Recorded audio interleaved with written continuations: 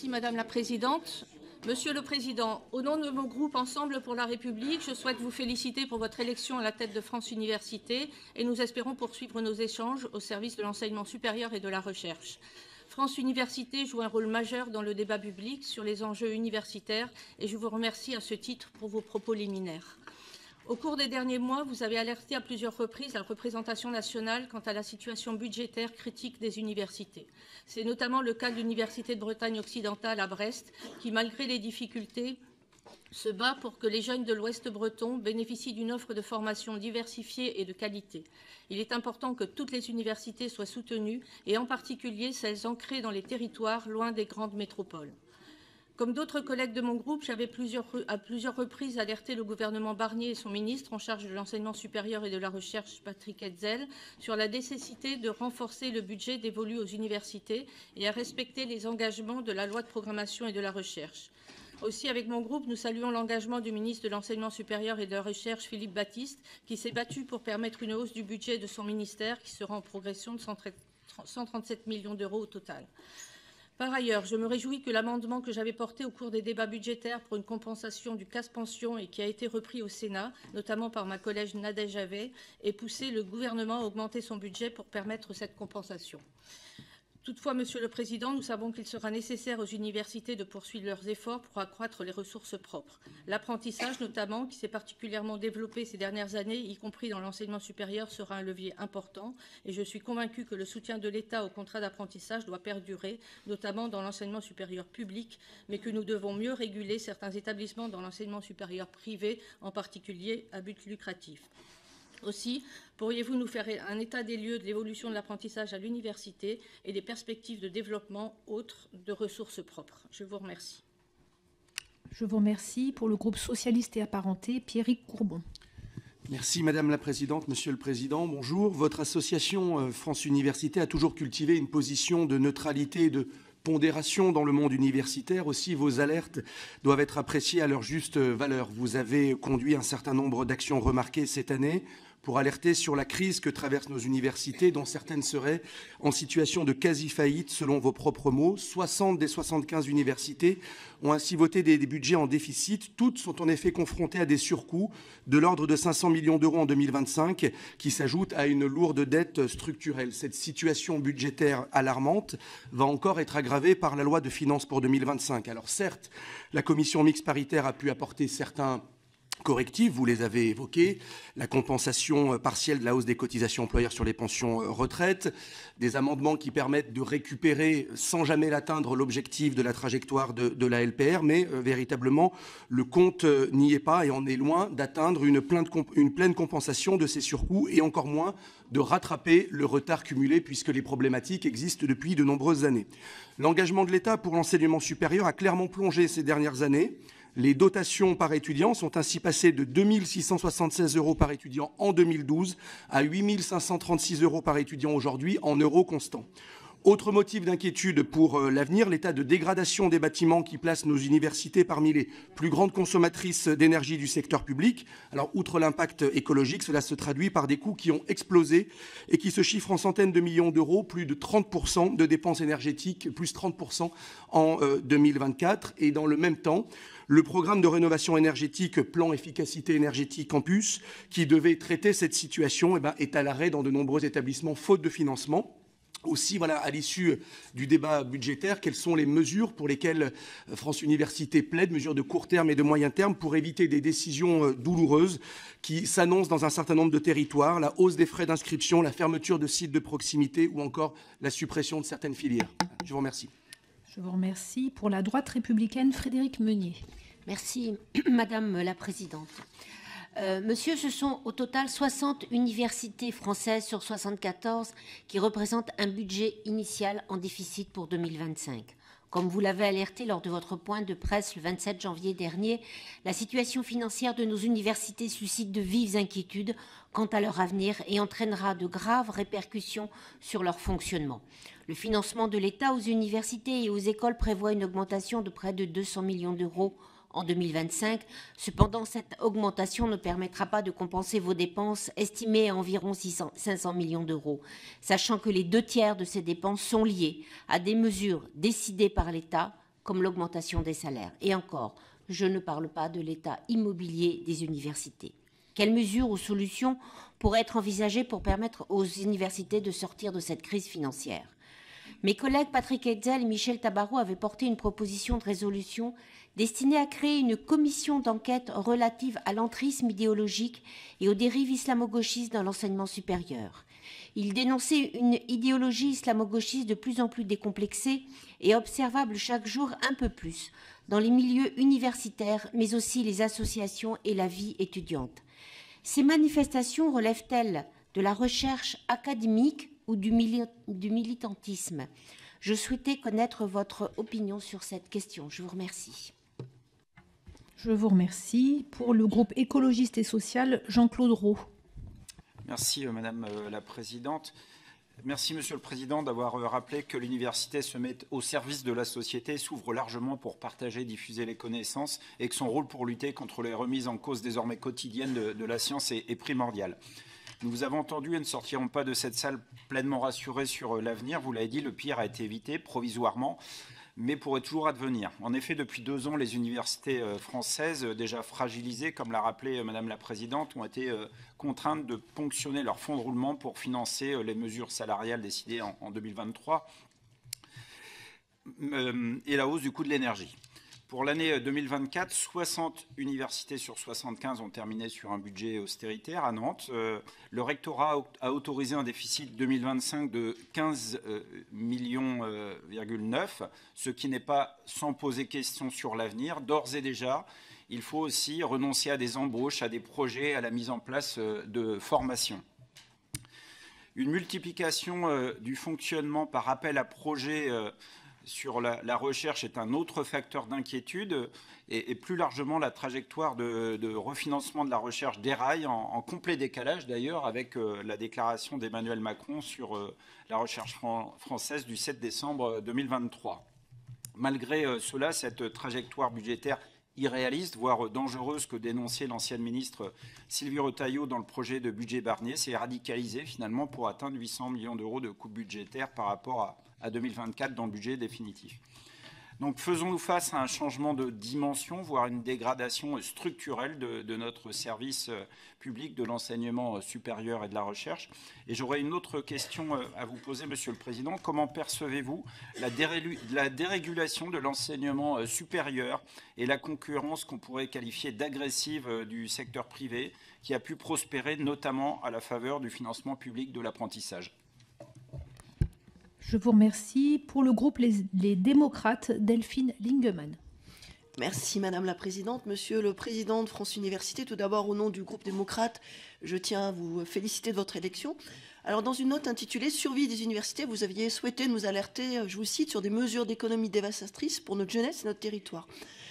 Parmi ces mesures se trouve notamment la fermeture très rapide, comme vous le dites, de sites universitaires dans les villes moyennes et les sites délocalisés, alors même qu'ils assurent un maillage essentiel de nos territoires et d'accès de tous à l'enseignement supérieur.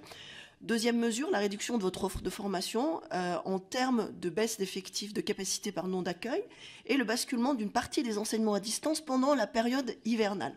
Alors, vous avez précisé votre réaction sur le budget pour 2025. J'ai noté vos inquiétudes, mais également la reconnaissance des efforts budgétaires qui ont été faits par le gouvernement malgré l'état des finances publiques de la France. J'aimerais toutefois que vous nous précisiez les marges de manœuvre que vous jugeriez utiles pour repenser le modèle économique des universités. Alors, les leviers financiers ne sont pas nombreux, mais ils sont tous à analyser précisément. Tout d'abord, les frais de scolarité. Récemment, le ministre de l'Enseignement supérieur et de la Recherche a annoncé qu'il ne souhaitait pas y toucher. Il s'agit toutefois du levier financier le plus facile à actionner, à condition de mener auparavant la réforme des bourses universitaires afin de garantir une égalité des chances d'accès à l'enseignement supérieur. Deuxième levier, les relations avec les entreprises, notamment à travers la taxe d'apprentissage, l'alternance ou encore le mécénat. Malgré l'augmentation des formations en alternance, et vous l'avez précisé, grâce aux aides allouées aux entreprises ces dernières années par l'État, les liens avec le monde économique ne sont pas, à mon sens, encore suffisamment explorés. Dans les deux cas, il y a des marges de manœuvre qui sont, du fait de leur autonomie, aussi très disparates d'une université à l'autre. Alors, mis à part les annonces que vous faites sur les conséquences de la réduction des dotations budgétaires, peu de mesures plus structurelles sont menées actuellement par les gouvernances des universités. Ma question est courte et je pense qu'elle est complexe, mais elle appelle à réflexion. Selon vous, quels sont les leviers à explorer pour repenser le modèle économique de nos universités? Je vous remercie. Je vous remercie. Pour le groupe Horizon et Indépendant, Béatrice Piron. Merci Madame la Présidente. Messieurs le Président et le Vice-président de France Université, au nom du groupe Horizon et Indépendant, je vous remercie pour votre présence au sein de notre commission ce matin. Depuis 2018, Parcoursup a transformé l'accès à l'enseignement supérieur, offrant année après année de plus en plus de choix d'études aux étudiants. En 2024, plus de 94% des bacheliers ont reçu une proposition d'admission. Le taux d'accès aux filières universitaires reste stable, tandis que les offres professionnalisantes gagnent en popularité. L'attractivité des cursus scientifiques et technologiques progresse, reflétant une progression vis-à-vis des attentes du marché du travail. Mais nous sommes encore loin de satisfaire tous les besoins. En tant qu'ingénieur, il me semble important de préciser qu'il faudrait former encore entre 10 000 et 20 000 ingénieurs de plus chaque année, et principalement des femmes qui sont pas en nombre satisfaisant. Mais ma question concernera aujourd'hui les IFSI. Depuis le décret du 13 décembre 2018, l'admission en institut de formation en soins infirmiers, IFSI, pour les étudiants en formation initiale, se fait via Parcoursup sans concours. L'objectif de cette réforme était de favoriser un accès plus large et plus équitable à cette formation essentielle à notre système de santé. Or, depuis la suppression du concours, nous constatons une hausse préoccupante du taux d'abandon en cours de formation. En 2021, 10% des étudiants ont abandonné leurs études en première année de formation. Ils ou elles étaient 3 fois moins nombreux en 2011, 3%. Les IFSI sont aujourd'hui face à un paradoxe. La filière est très attractive. Elle enregistre un nombre record de candidatures sur Parcoursup, mais dans le même temps, de nombreux étudiants abandonnent leur cursus, aggravant encore la pénurie de soignants dont souffrent nos établissements de santé.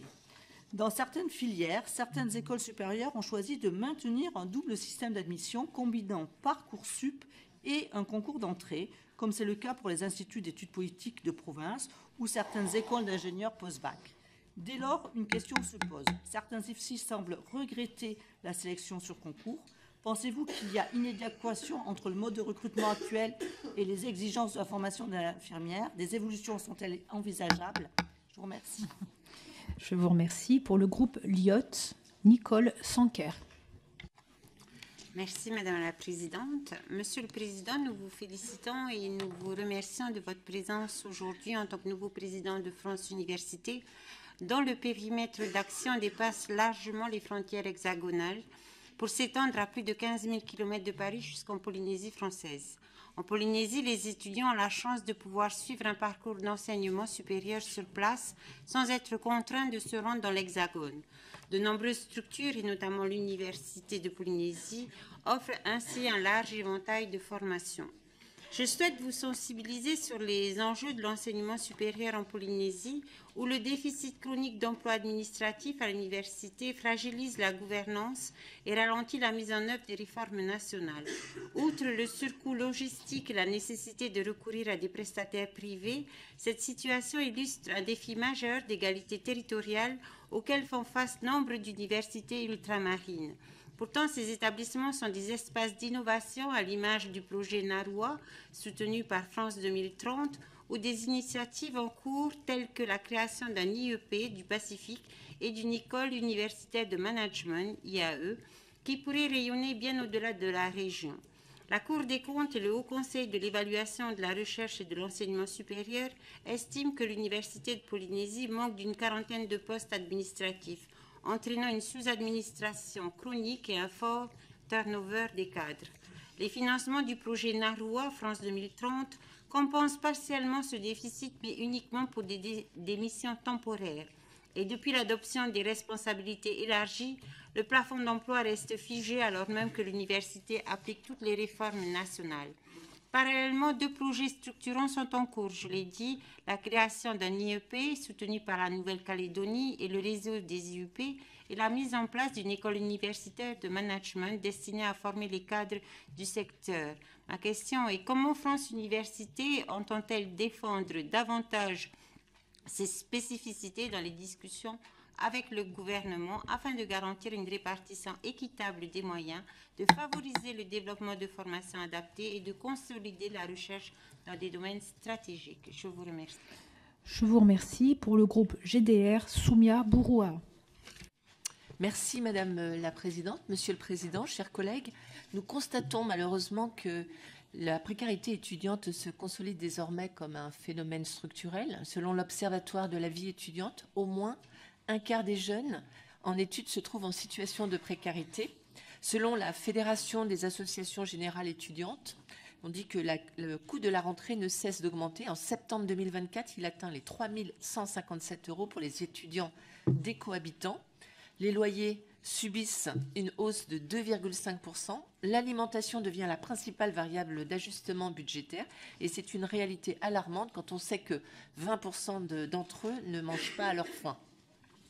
Dans ce contexte, le système des bourses sur critères sociaux apparaît à bout de souffle. Un consensus est formé au sein de la communauté universitaire pour dénoncer une inadaptation aux réalités économiques et sociales actuelles. J'aimerais avoir votre avis sur le sujet. Quelles préconisations proposez-vous pour réformer ce système et mieux soutenir les étudiants les plus vulnérables? Par ailleurs, les universités ont tenté de pallier cette précarité en mettant en place de nombreuses actions gratuites, comme des activités sportives et culturelles, distribution de bons d'achat ou encore d'aide alimentaire. Mais ces efforts se heurtent à une contrainte majeure, un déficit budgétaire croissant. En 2024, 58 universités sur 70 ont terminé l'année dans le rouge, fragilisées par l'explosion des coûts de l'énergie, les coupes budgétaires et les mesures gouvernementales qui n'ont pas été compensées. Dans ces conditions, comment peut-on garantir le maintien des dispositifs d'aide aux étudiants alors même que les universités elles-mêmes font face à d'importantes difficultés financières? Et j'aimerais connaître aussi, à votre avis, quelles sont les conséquences. Merci. Je vous remercie. Pour le groupe UDR, Maxime Michelet. Merci Madame la Présidente. Monsieur le Président, Monsieur le Vice-président, l'enseignement supérieur a pour mission principale de faire acquérir aux nouvelles générations les formations spécifiques qui, en complément de leur formation initiale, leur permettront d'entrer sur le marché du travail selon leurs talents et leurs appétences. Permettez-moi donc de vous interroger sur la valeur et l'insertion professionnelle permise par les diplômes de l'enseignement supérieur. Selon une étude du ministère, plus d'un quart des diplômés de master poursuivent ainsi leurs études après l'obtention de leur diplôme. Et dans certaines disciplines, la proportion est plus forte encore. En histoire, il s'agit ainsi d'un étudiant sur 6. Un master, soit 5 ans d'études, ne suffirait donc plus. Mais surtout, si les taux d'insertion professionnelle à 18 mois des diplômés de master s'établissent en moyenne à 75%, que recouvrent réellement ces taux? Conservons, si vous le voulez bien, l'exemple des masters d'histoire. Un tiers seulement des titulaires professionnellement insérés à 18 mois bénéficient d'un emploi stable. Et seulement 61% de ces diplômés considèrent avoir des missions en rapport avec leur formation universitaire. Seulement un diplômé sur 2, enfin, est satisfait de sa rémunération. Dès lors, on peut se demander quel est le poids véritable de la formation acquise dans l'emploi exercé. Et il nous faut surtout nous interroger sur la dévalorisation massive des diplômes, devenus pour certains d'entre eux de véritables assignats universitaires, n'ayant parfois guère plus de valeur que celle de leur papier.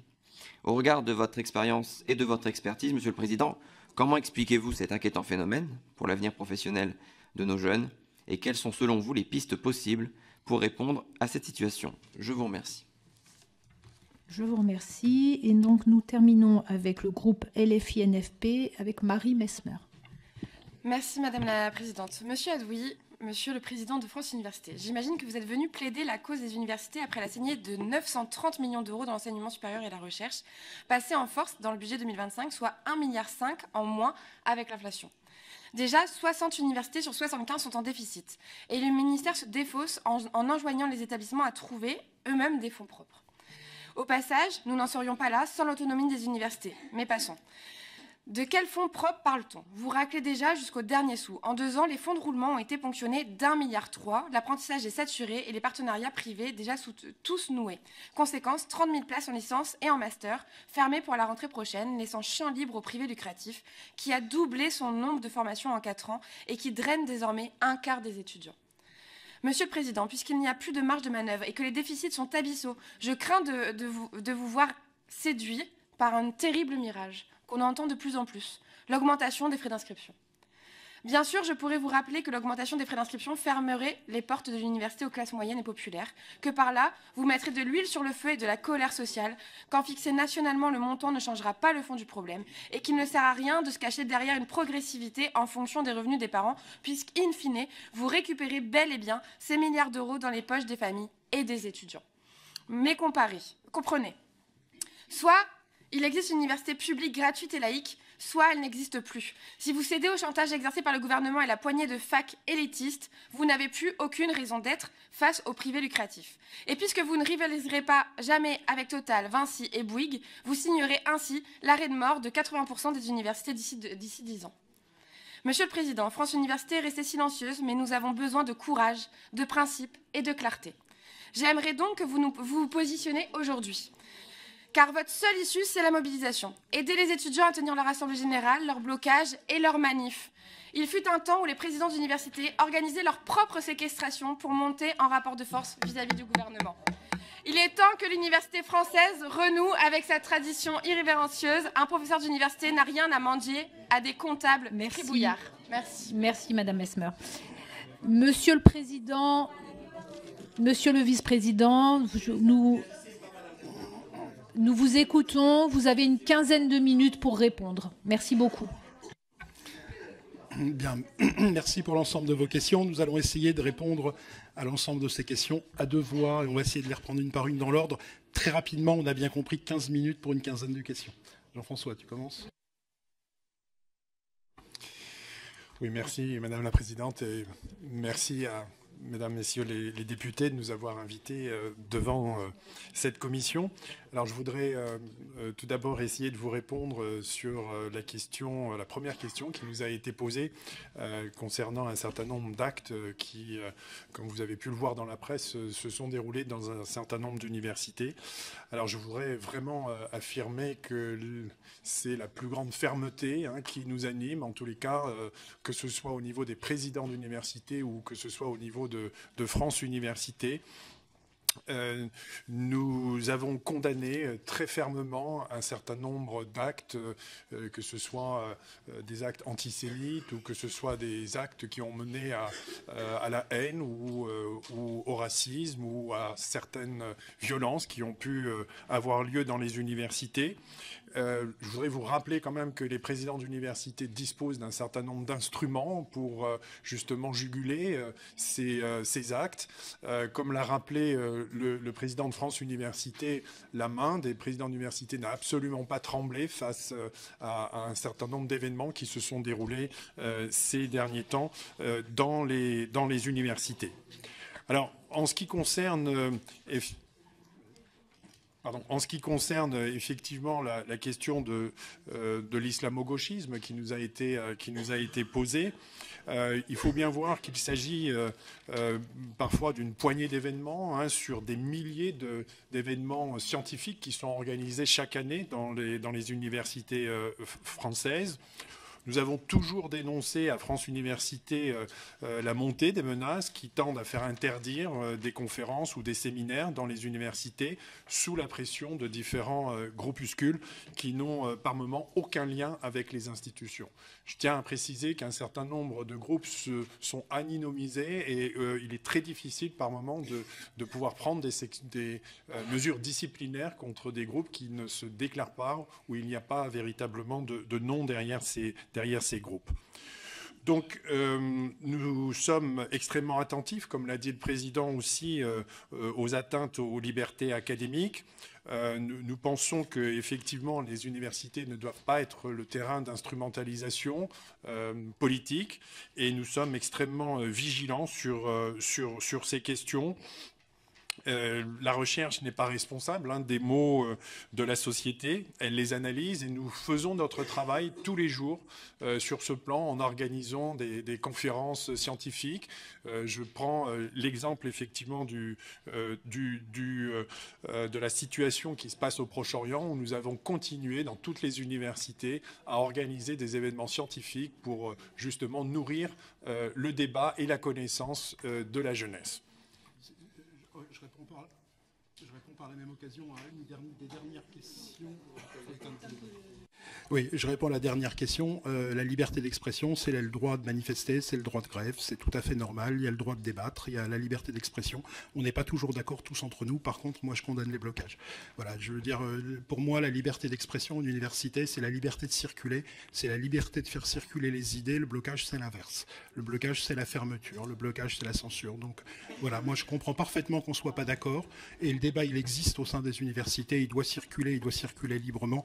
Moi, je ne peux pas promouvoir le blocage des universités. Voilà, donc on finira de répondre à la question parce qu'elle était plus large que la question des blocages, évidemment, sur la dernière question qui nous a été posée. Alors, on va essayer de faire rapidement sur la question qui a été posée par le groupe Ensemble pour la République sur le développement des ressources propres. Ce qu'on appelle le développement des ressources propres, généralement, c'est quelque chose qui contient des financements extrêmement différents. C'est généralement l'argent des collectivités territoriales, c'est l'argent de l'apprentissage, c'est l'argent des contrats de recherche, c'est l'argent des financements européens, et c'est aussi, vous l'avez raison, la question des frais d'inscription. Donc par la même occasion, c'est bien sur tous ces leviers qu'on essaye de jouer. Évidemment, je le dis, les présidents d'université, les présidentes d'université sont très majoritairement, et je peux l'affirmer là, contre l'augmentation des frais d'inscription. Voilà, donc ça veut dire qu'il faut qu'on joue sur les autres leviers, et en particulier sur les leviers du financement, de l'apprentissage, de la formation continue, sur lequel on a parfois des mastodontes face à nous, et il faut que les universités françaises prennent toute leur place dans la formation continue, mais il faut évidemment aussi qu'on continue de discuter avec l'État, parce que ça reste un service public, et ça reste une subvention pour charge de service public qu'on souhaite évidemment assumer.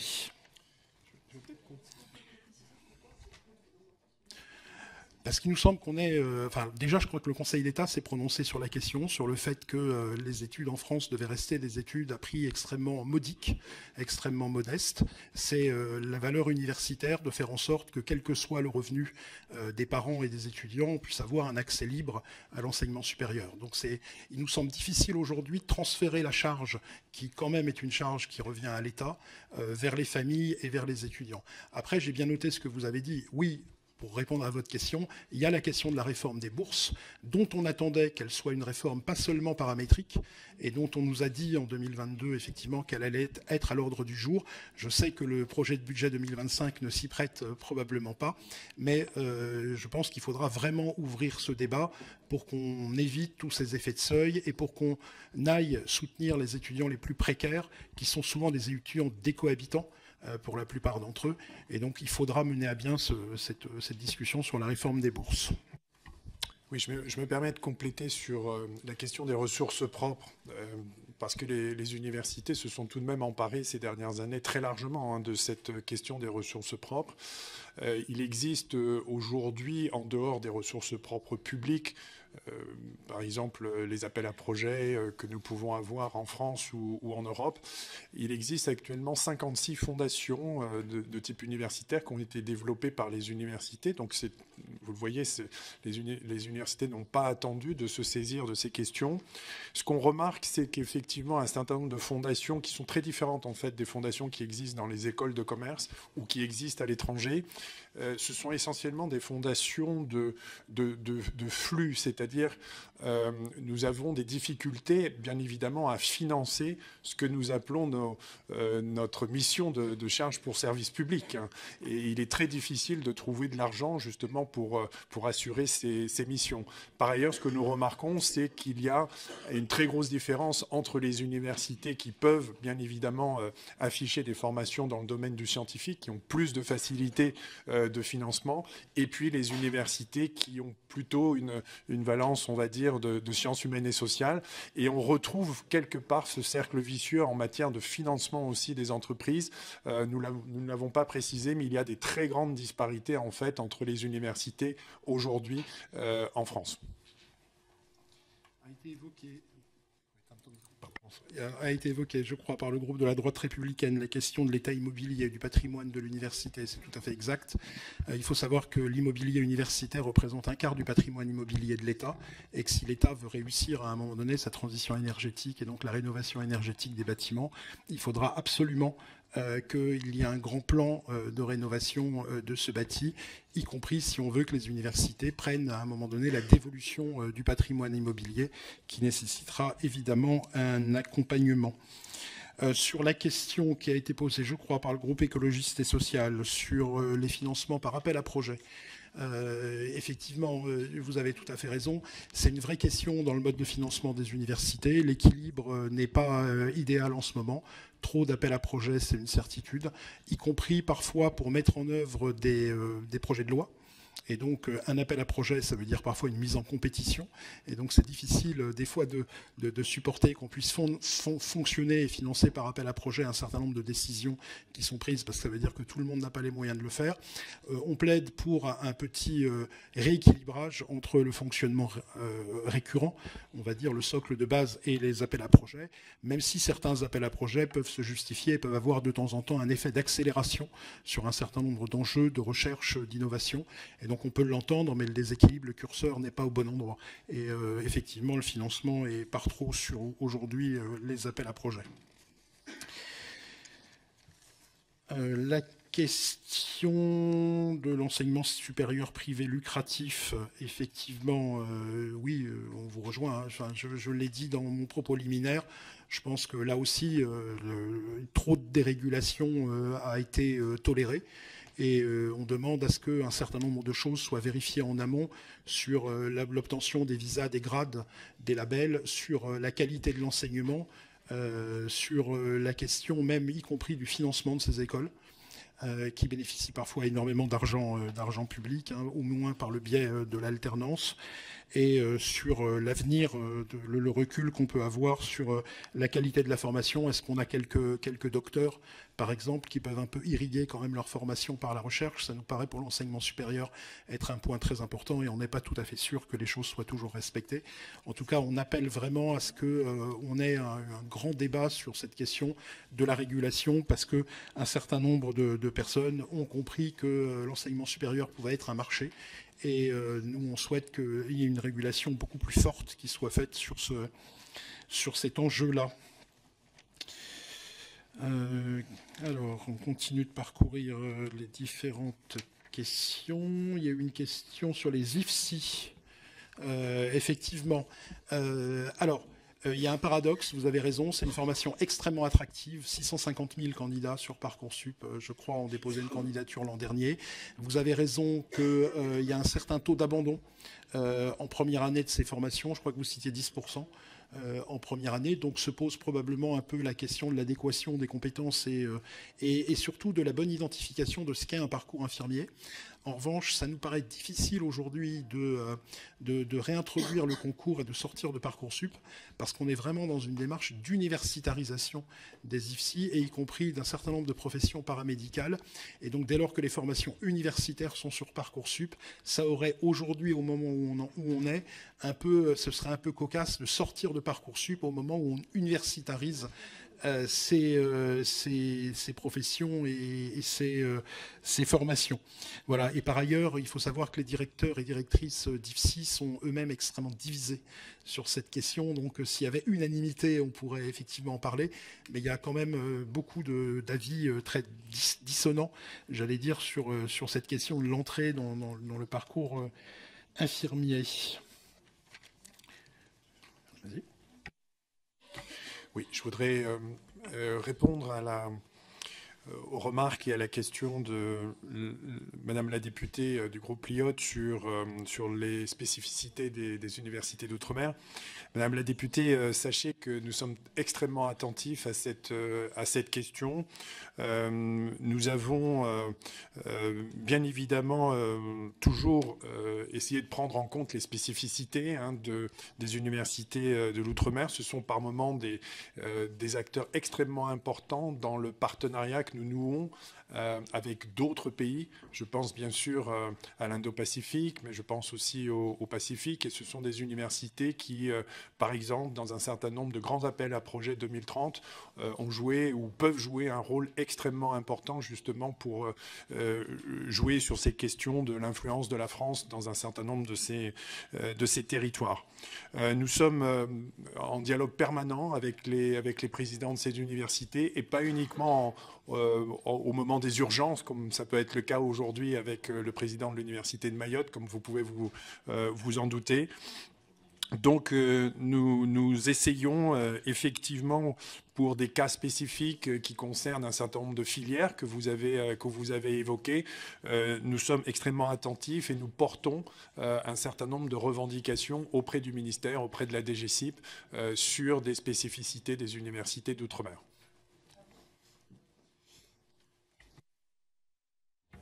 Oui, allez-y, je vous en prie. Alors, sur la réforme des bourses sur critères sociaux, nous, on ferme la porte à aucune réflexion.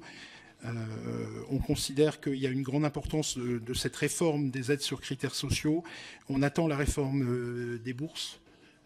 Évidemment, on l'a dit tout à l'heure en réponse à une autre question, avec éventuellement une sorte de modèle de guichet unique.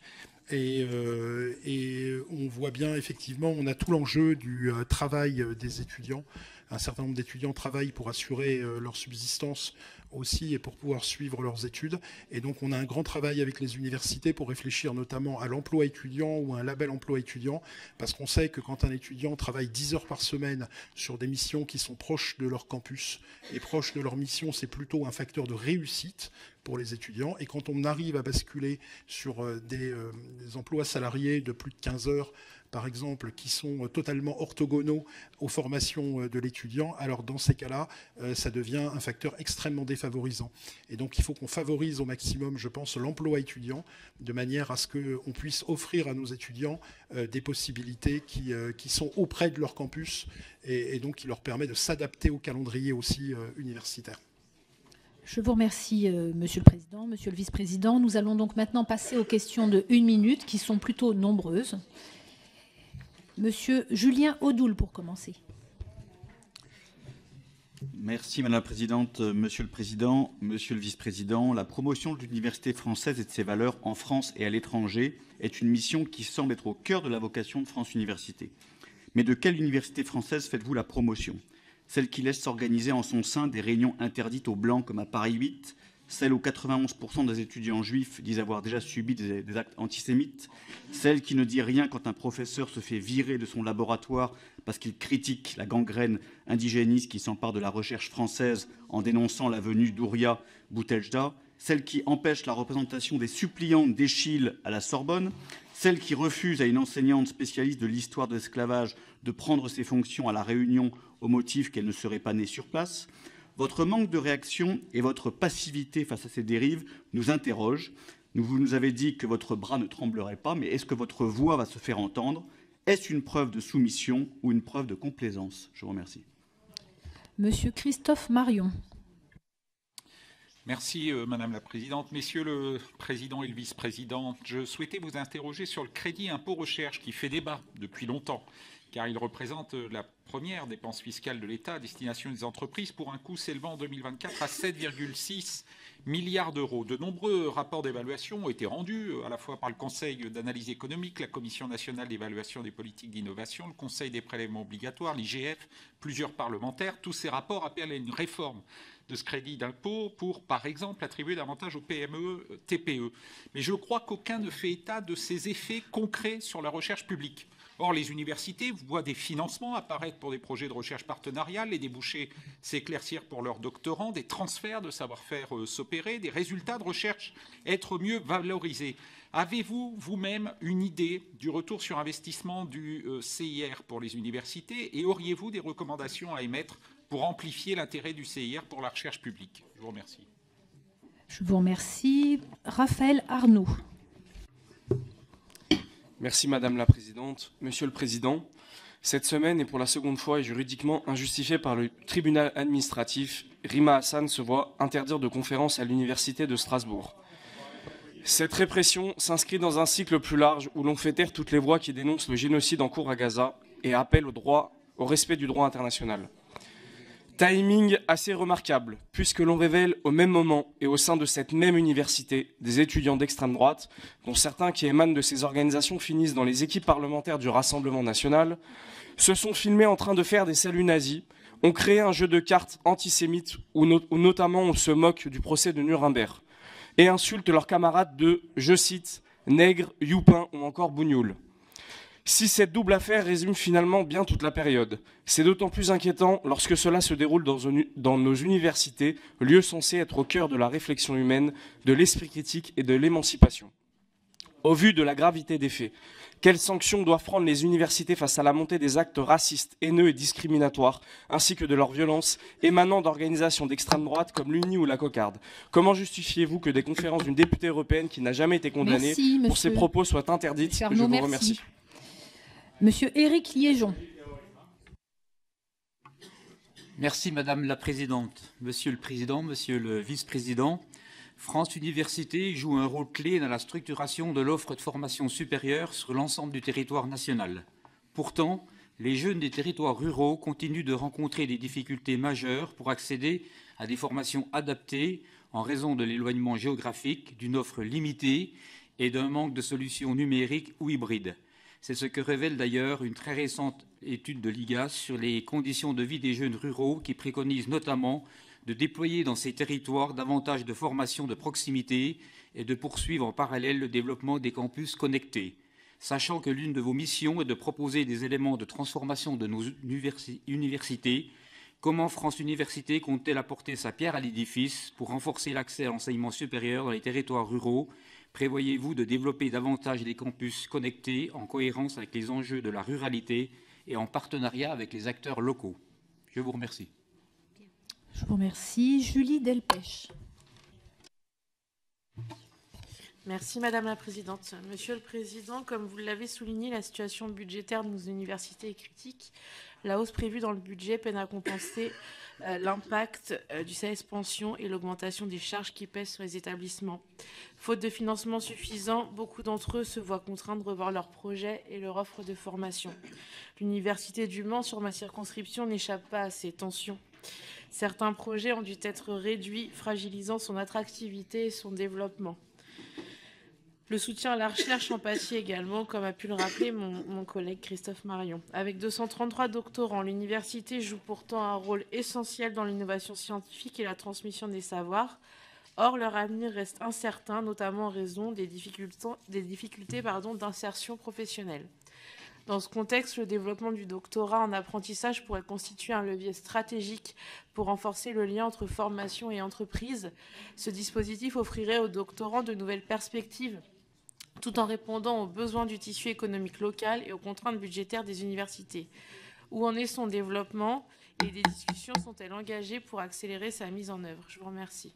Je vous remercie. Nous passons maintenant à Sandrine Rousseau. Merci Madame la Présidente. En une minute, il est difficile de parler de l'université tant il y a de choses à dire, et notamment sur la baisse des financements par étudiant. Je rappelle que en 2010, dans la stratégie de Lisbonne, la France s'était engagée à mettre 3% de son PIB sur l'enseignement supérieur et la recherche, que nous sommes aujourd'hui à 2,2%, que les universités ont un patrimoine qui se dégrade et que c'est...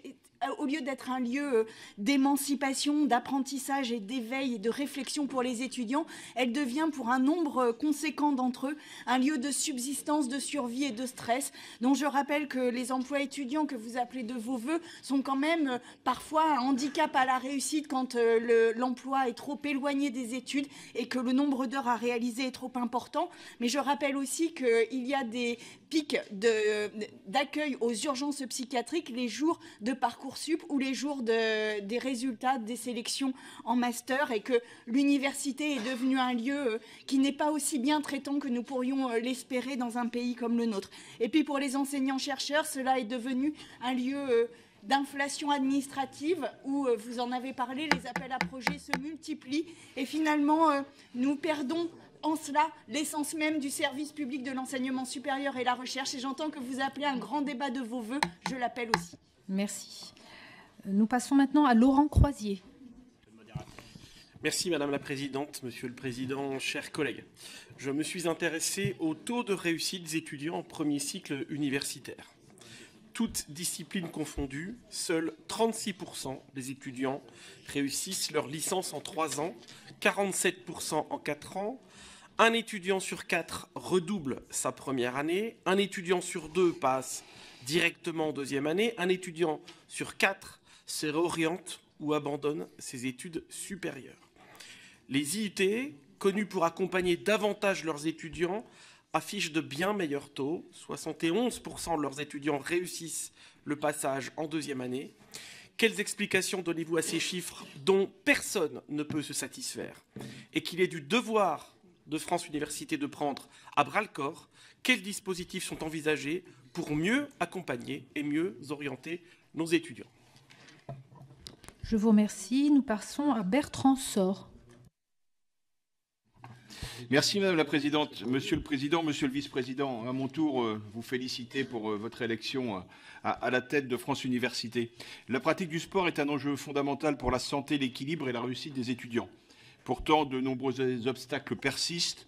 Alors on pourrait en lister un certain nombre, le manque de temps face à des emplois du temps très chargés, un accès limité à des infrastructures adaptées, un manque de créneaux spécifiques pour les étudiants et des coûts parfois dissuasifs pour pratiquer certaines disciplines.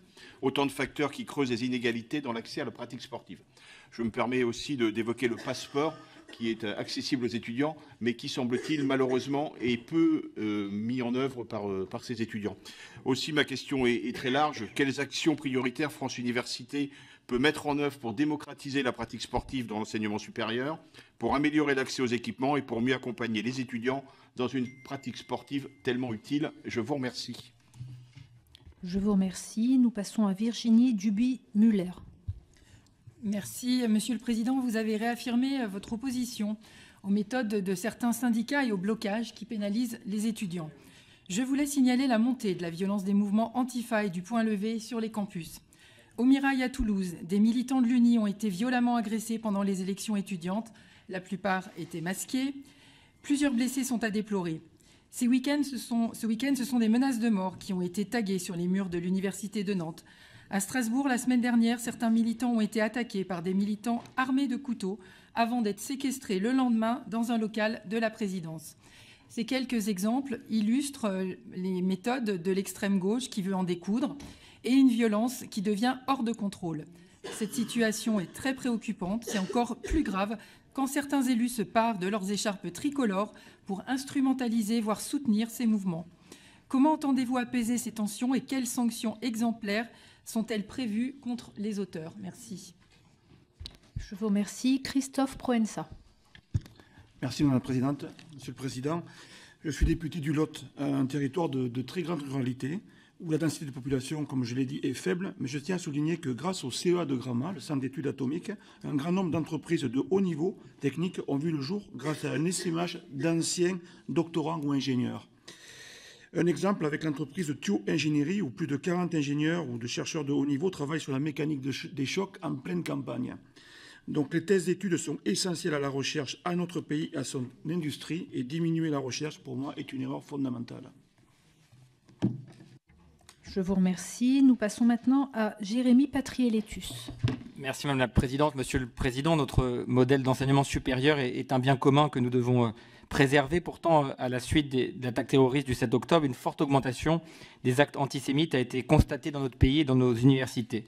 Nous ne pouvons accepter que des étudiants de confession juive soient stigmatisés, ostracisés, attaqués, voire interdits d'accès à un amphithéâtre. De nombreux intellectuels et personnalités publiques se sont également trouvés dans l'impossibilité de faire des conférences, pas simplement Rima Hassan, je crois qu'il est parti, le député extrême gauche, blocage de l'université de Lille lors de la venue d'un ancien président de la République, report forcé d'une conférence d'une chercheuse à Sorbonne Université. Nous ne pouvons tolérer ces tentatives d'affaiblir notre modèle français d'enseignement supérieur. Ma question est simple, est-ce que les présidents d'universités ont les outils suffisants pour garantir le respect des valeurs de la République et le pluralisme au sein de nos universités? Si ce n'est pas le cas, quels outils pourrions-nous mettre en place? Et une deuxième question qui n'a rien à voir sur les études de médecine. Pensez-vous que le ministère de la Santé devrait avoir l'autorité sur ces études? Je vous remercie. Je vous remercie. Céline Calvez. Merci Madame la Présidente. Monsieur le Président Adaoui, nous avons déploré l'irrespect de la trajectoire financière de la loi de programmation de recherche 2021-2030. Alors que les autres lois de programmation le sont, ce n'est pas le cas de celles qui disposent de notre avenir dans la recherche et les connaissances. À l'heure du sommet de l'action pour l'intelligence artificielle, qui souligne, outre le besoin d'investissement financier, le besoin de développer les compétences pour relever les défis et les opportunités de cette révolution technologique, on peut y voir une certaine dissonance cognitive.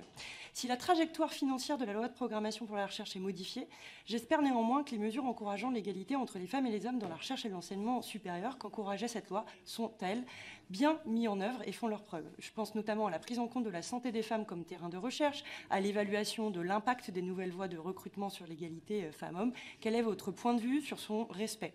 Une autre loi comporte aussi des mesures d'égalité entre femmes et hommes dans les universités, c'est la loi du 24 décembre 2021, qui pose notamment la publication d'indicateurs. Je voulais savoir où en était aussi son application. Je vous remercie.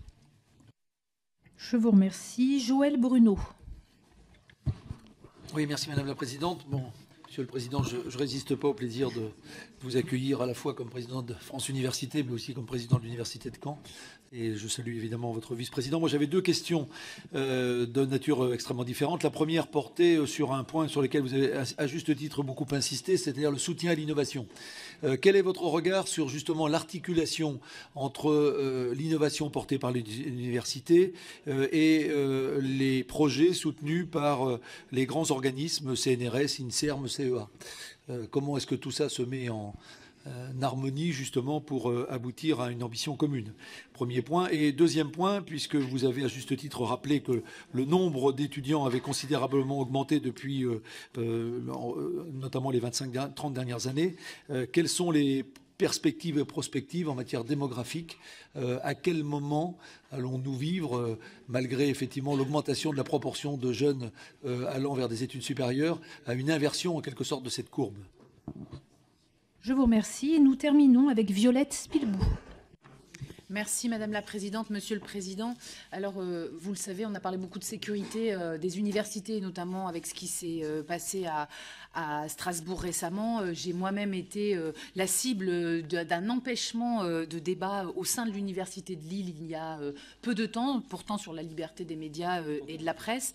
Et comme vous, je suis très attachée aux atteintes, à lutter contre les atteintes aux libertés académiques, à la liberté d'étudier et de débattre. Et vous avez dit dans votre audition, la recherche n'est pas responsable des maux de la société. Ça donne l'impression d'un sentiment d'impuissance des universités aujourd'hui qui ont certes une autonomie, mais aussi une obligation de sécurité, de moyens de sécurité pour les étudiants, et un partenariat avec l'État sur le sujet de la sécurité des étudiants et du respect du pluralisme au sein des universités. Donc ma question, c'est plutôt en termes d'action commune, France Université et État, ministère, quelles sont les actions et le plan d'action engagé pour qu'enfin, quand il y a des perturbateurs, on puisse les évacuer sans avoir peur de quoi que ce soit, d'une hystérie des médias là-dessus, et qu'enfin le droit soit respecté au sein de nos enceintes d'enseignement des universités. Je vous remercie. Je vous remercie. Je crois que Madame Aïdizadeh voudrait poser une question. Donc Madame Aïdizadeh, allez-y. Merci Madame la Présidente. Cette semaine, sur le campus de Strasbourg, des agissements inquiétants de l'extrême droite ont alimenté un climat de tension inédit. Le syndicat uni, qui se situe à droite et qui penche de plus en plus à l'extrême droite, veuillez écouter la fin de mon intervention s'il vous plaît, a multiplié les accusations de violence et de menaces contre les organisations étudiantes de gauche, relayant des récits alarmistes sur les réseaux sociaux et dans certains médias. L'université elle-même que vous représentez ici, a été obligé de démentir ces allégations de séquestration et de menaces au couteau et a dénoncé de manière très claire une instrumentalisation politique. Nous ne pouvons pas laisser l'extrême droite déstabiliser nos universités et semer la peur pour imposer son agenda. Il est urgent de garantir un climat démocratique serein sur nos campus, où les idées doivent s'affronter sans manipulation ni intimidation. Quelles mesures comptez-vous prendre pour protéger les étudiants, protéger les responsables des universités et empêcher ces tentatives de récupération politique et de désinformation? Eh oui, souffrez d'entendre la parole des présidents d'université également, madame. Bien, je vous remercie. Je vous remercie. On va peut-être pas faire de discussion connexe. Madame Messmer a déjà pris la parole.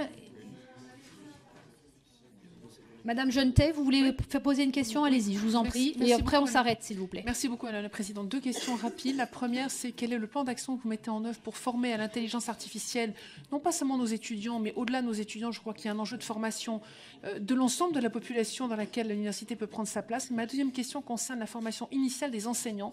Une réforme est en préparation.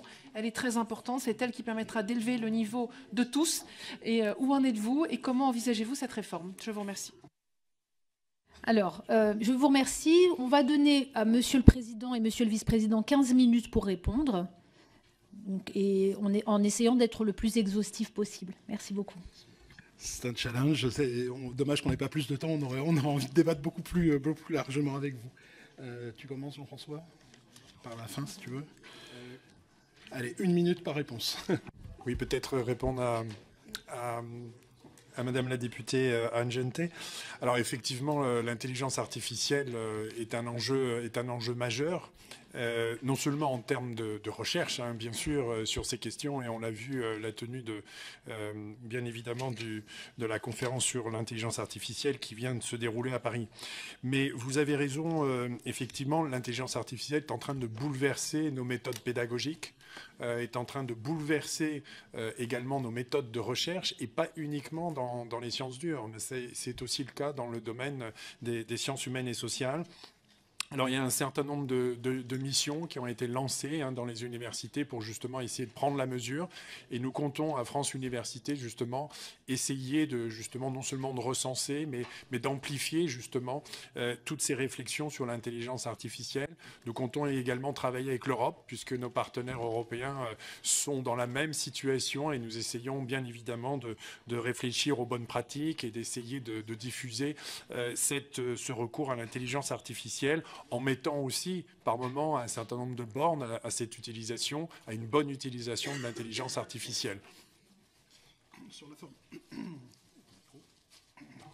Sur la formation des enseignants, vous avez raison. Donc, France Université avait validé un certain nombre de choses, notamment le fait qu'un concours ait lieu à la fin du L3, le fait qu'il y ait de la professionnalisation au niveau du master avec des étudiants qui seraient en alternance de manière à être, et qui seraient financés, qui seraient payés pour cette alternance pendant les 2 ans de M1 et de M2.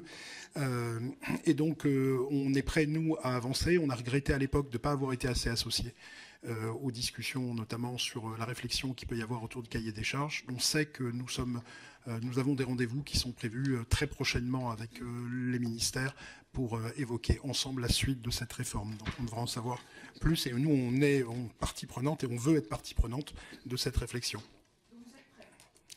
On est prêt à discuter de façon très claire avec l'ensemble du ministère de l'Éducation nationale et de l'enseignement supérieur sur ces enjeux. Alors, bon, il y a eu beaucoup de questions qui ont tourné autour de débats empêchés, libertés académiques, etc. Moi, je ne peux pas laisser dire que les universités seraient des zones de non-droit. Je veux dire, on est sur des lignes de crête, des fois, sur le débat public, c'est très clair. On a à la fois un principe de neutralité qui fait qu'on n'est pas là pour organiser des meetings politiques. Voilà, ça c'est la première chose. Mais on est aussi là pour respecter la liberté d'expression. Et donc le débat contradictoire, c'est ça normalement qui est la norme dans les universités, c'est le débat contradictoire. Donc à chaque fois que le débat contradictoire s'organise de façon extrêmement sereine, il n'y a absolument aucun problème. Après, on a des décisions. Vous avez vu que les tribunaux administratifs ont parfois eu des décisions contraires d'un endroit à l'autre sur l'autorisation ou la non-autorisation d'un certain nombre de manifestations. Et on est sur cette ligne de crête dans laquelle on ne veut pas être instrumentalisé. On voit bien que la société, elle est clivée. Hein. On le voit même au discours et aux discussions qu'on peut avoir ensemble aujourd'hui. Et à respecter la liberté d'expression qui est un principe fondamental, je le disais tout à l'heure, de la liberté académique. Donc on est à chaque fois sur une ligne de crête, effectivement. Je vais peut-être répondre aussi à votre question sur ce qui pourrait être amélioré sur les atteintes concernant l'antisémitisme. Nous avons participé aux auditions la semaine dernière au Sénat sur la modification du Code de l'éducation, sur un certain nombre de mesures qui pourraient effectivement conduire à une amélioration des outils dont nous disposons. Alors il faut bien voir que nous disposons quand même d'outils déjà assez importants. Les enquêtes administratives, les sanctions disciplinaires, le dépôt de plaintes d'article 40 qui ont été déjà très largement utilisés par les présidents d'université ces derniers mois.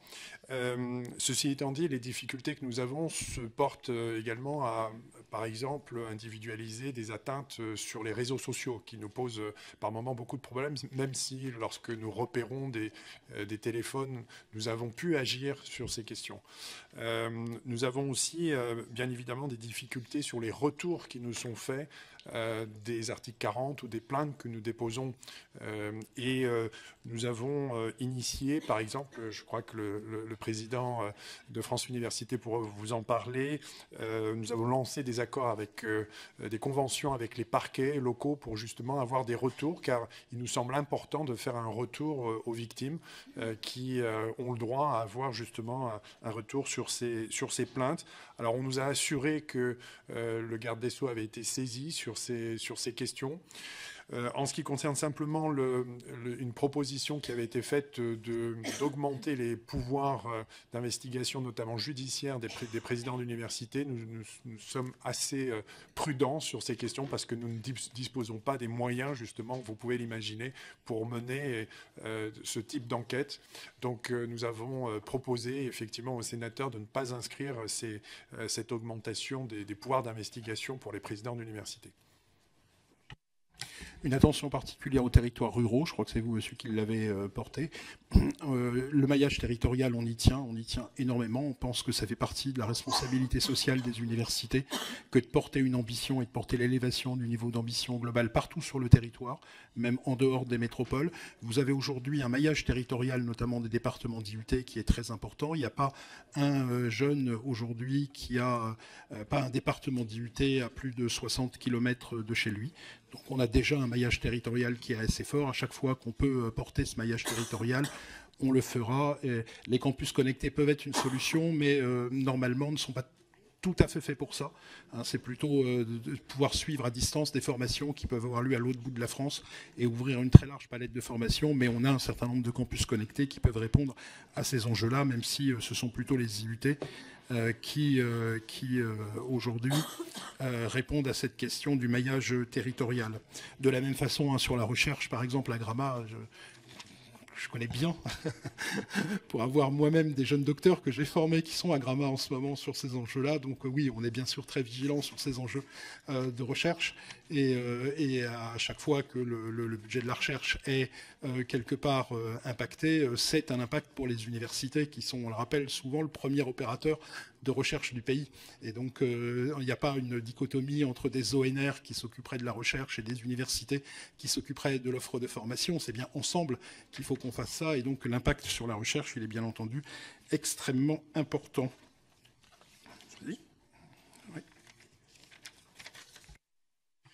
Oui, je voudrais vous répondre au sujet de la pratique sportive dans les universités. Nous avons effectivement bien conscience à France Université que le sport est un vecteur d'inclusion et de transmission des valeurs humaines. Alors, sachez quand même que l'université œuvre bien sûr continuellement aux côtés des SUAPS par le portage de projets, l'apport sur les constructions d'infrastructures, ainsi que sur la promotion et l'incitation de la pratique sportive à l'université.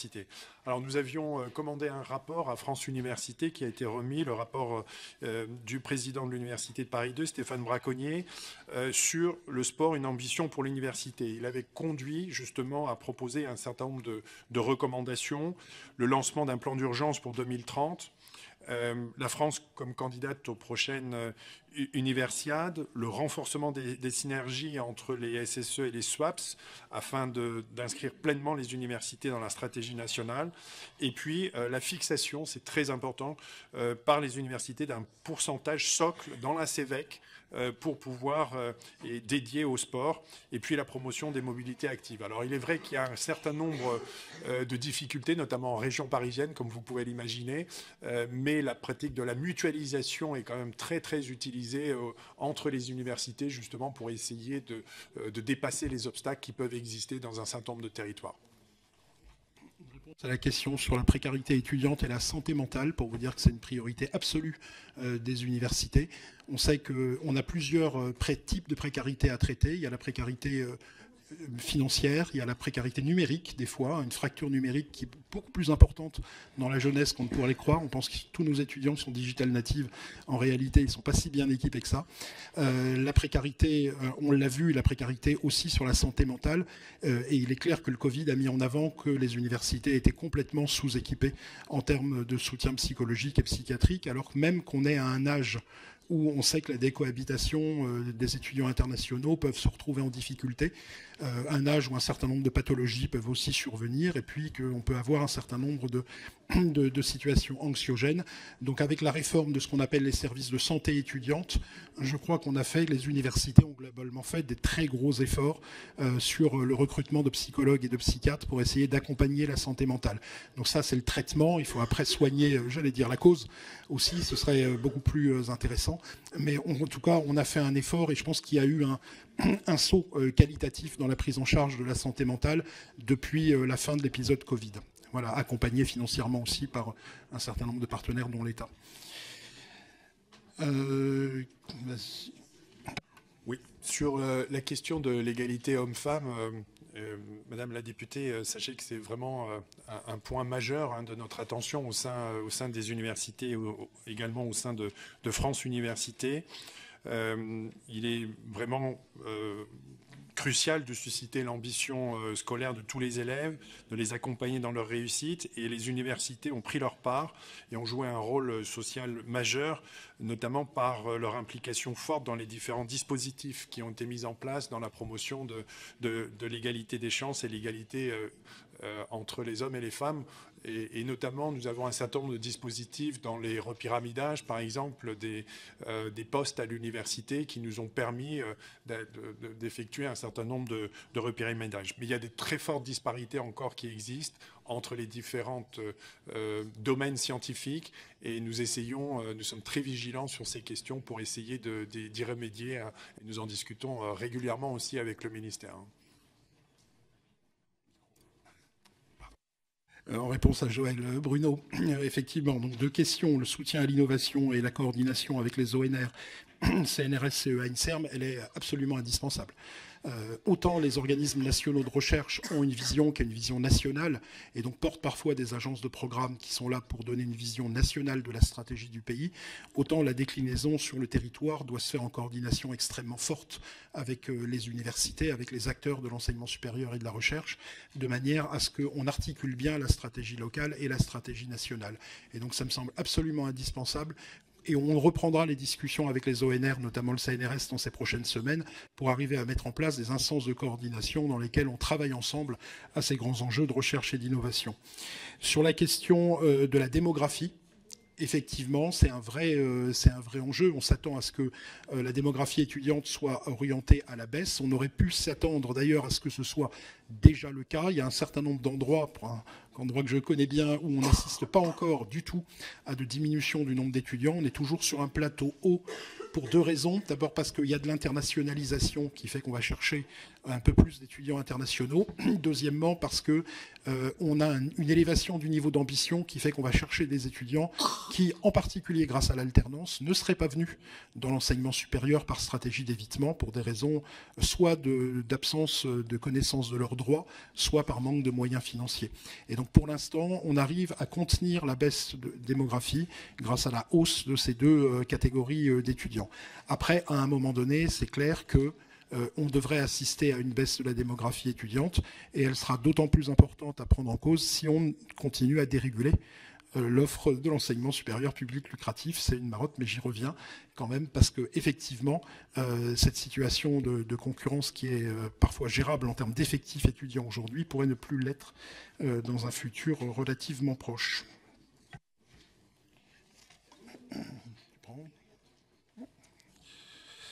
Alors, à quoi n'a-t-on pas répondu? Je pense à plusieurs questions. Réussite en premier cycle, merci. Oui, alors 71% de taux de réussite en IUT. Pourquoi ça fonctionne en IUT et moins en licence? Alors, il y a plein. plein de raisons. On pourrait y passer énormément de temps. D'abord, c'est le taux d'encadrement. Il y a plus de moyens qui sont mis dans les IUT. Les groupes sont plus petits.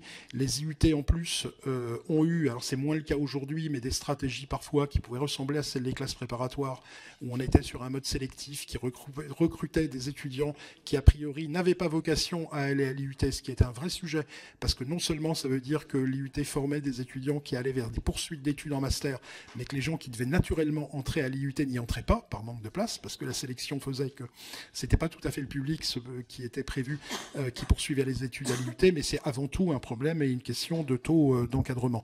Après, sur la question des taux de réussite en licence, en 3 ou en 4 ans, ce qui est très très très très compliqué à suivre à l'université, c'est l'évolution des trajectoires individuelles. Ça veut dire qu'effectivement, quand vous êtes par exemple en réorientation au cours de votre première année universitaire, ça n'est pas forcément un échec. Ce sera compté comme un échec au bout du compte parce que le diplôme pour lequel vous êtes entré à l'université, vous ne l'aurez pas.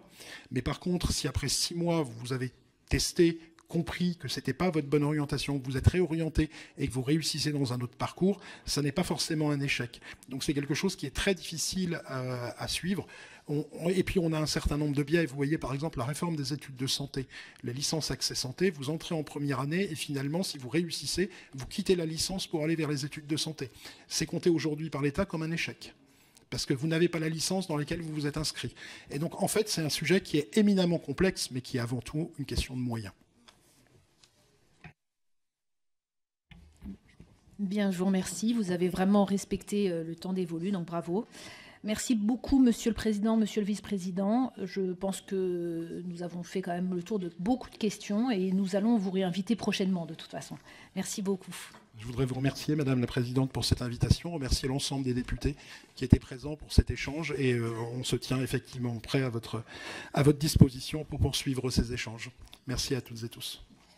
Merci. Alors, chers collègues, avant de nous séparer, nous avons procédé à plusieurs désignations. Tout d'abord, à la suite du courrier de Madame la Présidente Braun-Pivet du 28 janvier 2025, m'informant de la démission de Caroline Parmentier de ses fonctions de membre du Conseil supérieur des programmes, nous devons assurer son remplacement. Afin de respecter l'équilibre entre groupes dans la désignation des membres des organismes extraparlementaires, relevant de la compétence de notre commission, elle doit être remplacée par un membre du groupe RN. J'ai reçu la candidature de Madame Anne Sicard, que je vous propose donc de désigner. Nous devons aussi désigner des rapporteurs sur la proposition du président de la République de nommer Madame Coralie Chevalier à la présidence du Haut Conseil de l'évaluation de la recherche et de l'enseignement supérieur. Nous devons choisir un membre d'un groupe minoritaire ou d'opposition. J'ai reçu la candidature de Madame Marie Mesmer. Enfin, sur la proposition de loi visant à renforcer l'effectivité des droits voisins de la presse, qui est inscrite à l'ordre du jour de la séance publique du 6 mars prochain, à la demande du groupe Les Démocrates, j'ai reçu la candidature de M. Erwan Balanan. Nous auditionnerons donc Madame Chevalier et examinerons cette proposition de loi en commission la semaine prochaine. Les rapporteurs sont ainsi désignés, et donc nous pouvons terminer là-dessus. Je vous remercie. Nous nous retrouvons cet après-midi à 16h30 pour l'audition de Madame Elisabeth Borne, ministre d'État, ministre de l'Éducation nationale, de l'enseignement supérieur et de la recherche, mais ce sera sur l'enseignement scolaire uniquement. À tout à l'heure. Merci.